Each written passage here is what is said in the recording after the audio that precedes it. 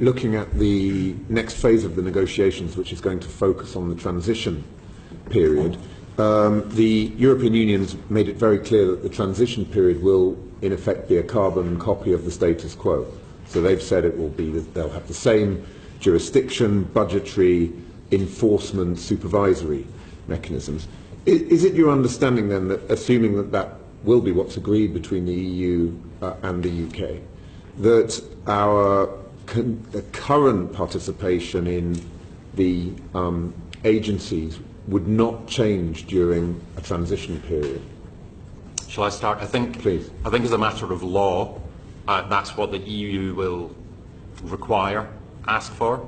I think as a matter of fact, it might be something quite different, because we've already seen since the Brexit vote that the UK secondees, let's say, in the UK's influence within certain institutions, as a matter of fact, is lesser. So decision-making within the European Commission, for example, less account is given to UK voices within decision-making within the European Commission in competition law, for example. So we've seen very clearly that that has diminished. So I think we need to think about the legal position, which is the EU will ask for full and ongoing submission, engagement to the EU agencies. As a matter of fact, what we need to be thinking about is where do we want to end up, and be thinking about and cognizant of the fact that our actual influence within these agencies might go through a dip, and in fact after Brexit it might be greater or it might be lesser. We just don't know. From the international standards perspective, the system is entirely integrated. So we are, as the UK, a leader in the international standards development organisations and in the European organisations. As I say, these are not EU agencies. So in an integrated system, the United Kingdom economy depends on a catalogue of industry standards which have come 95% now every year on year, are international and European, and these are complementary, not a binary choice. The European standards that we work on with our 11,500 experts, UK experts from all walks of life, contribute to areas of the economy where international standards aren't working. So it's not a binary choice. It's international, and then the European system of 34 countries is perhaps the most developed aspect of the international journey that our countries are on. That journey is on towards one standard used everywhere. This is what's happening with China and Canada and Australia, New Zealand, and of course in the European countries we've been doing that for some time. So this influence is really absolutely critical.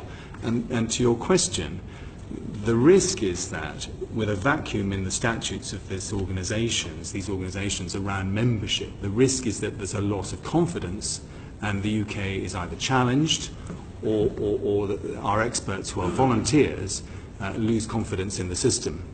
And by stepping away from that integrated system, we suddenly become a follower.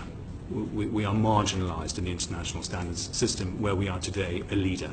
So there's a very high risk that even in a transition period, there could be challenge as to why UK experts were leading all of these industry market committees, and why were they still there when the statutes say there isn't a place for you. So we need to work swiftly, and the messages that we've been receiving in the last few weeks are encouraging in terms of being able to convey that to the fellow members of the European organisations, to the boards of those organisations. But it is possible that UK government could act in a way that would prejudice that activity.